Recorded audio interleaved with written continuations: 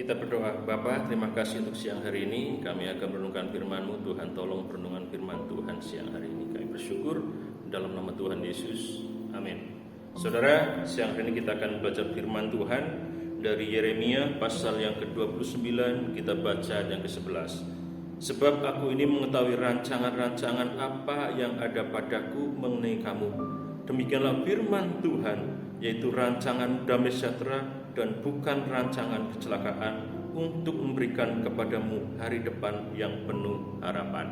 Saudara, perenungan firman Tuhan siang hari ini saya berikan judul, Tuhan tidak pernah meninggalkan kita dalam rencananya. Saudara, ayat ini tentunya menjadi ayat yang sering kita baca, renungkan, dan mungkin kita kutip untuk menguatkan diri kita ataupun orang lain ketika kita mendapati apa yang kita alami sama sekali tidak sesuai dengan harapan dan rencana kita. Terkadang ayat ini menjadi kekuatan dan penghiburan bagi kita semuanya. Saudara, kalau kita baca dalam konteks ayat ini disampaikan, firman Tuhan ini disampaikan kepada umat Israel. Saudara, tidak semua orang Israel yang pada saat itu menerima firman Tuhan ini melalui Yeremia bisa menerima firman Tuhan ini sebagai kebenaran. Kenapa? Karena mereka ada dalam situasi yang sulit, keadaan yang sangat terpuruk. Mereka menjadi orang yang dikalahkan oleh bangsa lain, bangsa yang tidak mengenal Tuhan, umat Tuhan, tapi dikalahkan oleh orang yang tidak mengenal Tuhan. Bahkan bukan hanya dikalahkan, tetapi juga mereka menjadi tawanan dan diperbudak di negeri lain. Mereka hidup di pembuangan di Babel sebagai bangsa tawanan, sebagai bangsa yang sedang terpuruk, sedang menjadi tawanan. Tentunya kabar yang ingin didengar adalah kabar kemenangan. Kabar yang ingin didengar adalah bahwa Tuhan akan memberikan kemenangan dalam waktu yang dekat kepada mereka. Tentu itu akan lebih menyenangkan dan lebih disambut oleh orang-orang Israel pada saat itu, seperti yang disampaikan oleh Hanaya, seorang nabi palsu yang menyampaikan nubuat palsu. Kalau saudara baca dalam pasal 28, di situ dikatakan Hanaya bernubuat bahwa dalam waktu 2 tahun bangsa Israel akan dikembalikan, akan kembali ke Yerusalem, kembali ke Israel. Tetapi Nabi Yeremia mengatakan bahwa itu bukan rencana Tuhan. Rencana Tuhan ada waktu yang cukup lama untuk umat Israel di pembuangan sebagai konsekuensi karena bangsa Israel melakukan penyembahan kepada ilah lain dan didisiplin oleh Tuhan, dididik oleh Tuhan, ditawan 70 tahun. Kalau kita baca apa yang dikatakan Yeremia ya tentang rencana Tuhan bagi umat Israel pada saat itu. Kalau kita baca dalam pasal 29 mulai ayat yang keempat, dikatakan bahwa umat Israel diminta untuk membangun rumah, diminta untuk membuat kebun, diminta untuk menikahkan anak-anak mereka, dan diminta untuk ambil bagian dalam pembangunan kota di mana mereka dibuang.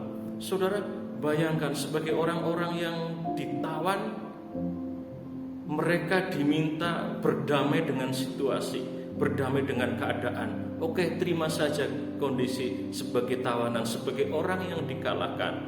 Bangun rumah, karena cukup lama kamu akan tinggal di sini. Bangun pekerjaan, bangun usaha, bangun karir dalam kondisi yang sulit ini. Ya, bangun keluarga, bahkan ambil bagian dalam pembangunan kota saat ini kamu berada. Jelas ini bukan hal yang mudah untuk diterima. Keinginan mereka adalah segera bisa pulang, yang menunjukkan bahwa mereka adalah umat yang dimenangkan oleh Tuhan. Tapi itu bukan rencana Tuhan. Rencana Tuhan mereka tetap ada di pembuangan sampai 70 tahun lamanya. Saudara, kadang-kadang kita hanya bisa menganggap rencana Tuhan itu baik bagi kita ketika semuanya berjalan sesuai dengan keinginan kita. Waktunya pun sesuai dengan waktu kita. Terkadang kita nggak bisa memahami rencana Tuhan itu baik kalau sudah sekian waktu, sekian lama rencana itu tidak terjadi. Bahkan yang terjadi bertolak belakang dengan harapan kita. Tapi melalui perenungan firman Tuhan siang hari ini, kita akan belajar Tuhan tahu yang terbaik bagi kita.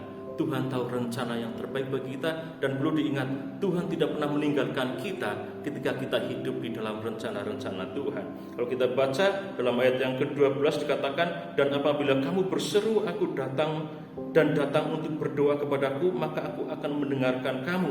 Apabila kamu mencari aku, kamu akan menemukan aku. Apabila kamu menanyakan aku dengan segenap hati, aku akan memberi kamu menemukan aku. Demikianlah firman Tuhan. Dan aku akan memulihkan keadaanmu dan akan mengumpulkan kamu di antara segala bangsa dan dari segala tempat kemana kamu telah kucerai-beraikan. Demikianlah firman Tuhan. Saudara, kita tahu bahwa Tuhan punya rencana yang terindah. Dan ketika kita hidup dalam rencana Tuhan, sekalipun itu terkesan sangat sulit, menderita bagi kita, tapi kita harus ingat, Tuhan tidak meninggalkan kita. Ketika kita berseru, ketika kita berdoa, Tuhan ada. Ketika kita mencari, Tuhan akan menemukan. Artinya apa? Jalani hidup sesuai dengan rencana Tuhan. Sekalipun sulit, sekalipun menderita sementara waktu, yakin Tuhan ada bersama dengan kita. Tuhan akan terus menolong kita melalui hari-hari kita menjalani proses sesuai dengan rencana Tuhan. Dan akhirnya pada saat kita setia melalui rencana-rencana Tuhan, kita akan mencapai kemenangan yang sudah Tuhan rancangkan. Biarlah firman Tuhan ini menjadi kekuatan bagi kita semuanya. Tetap yakin Tuhan selalu ada dalam setiap rencana-rencananya. Kita berdoa. Terima kasih Tuhan Yesus untuk siang hari ini.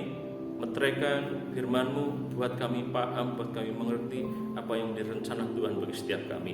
Kami percaya apapun itu adalah yang terbaik dari Tuhan bagi kami. Kami bersyukur dalam nama Tuhan Yesus. Amin.